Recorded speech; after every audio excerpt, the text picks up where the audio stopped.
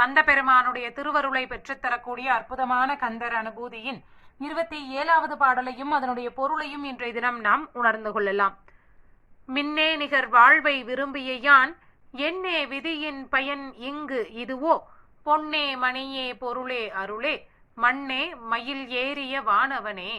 கருணை கடலான கந்தபெருமான் பக்தர்கள் கூப்பிட்ட குரலுக்கு மயில் ஏறிய வானவனாக வந்து நிற்கக்கூடியவன், நிரந்தரமான மன்னன் அவனே.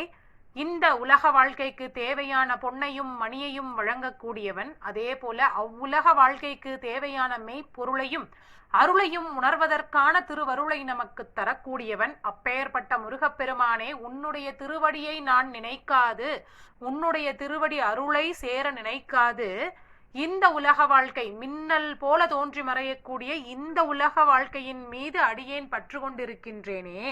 இது என் தலை எழுத்தோ, இது என் தலை விதியோ, இது எப்போது மாறும், நீ எப்போது மாற்றுவாய் என்று கேட்பதாக அமைந்த அற்புதமான கந்தர் அனுபூதி இந்த 27வது கந்தர் அனுபூதி.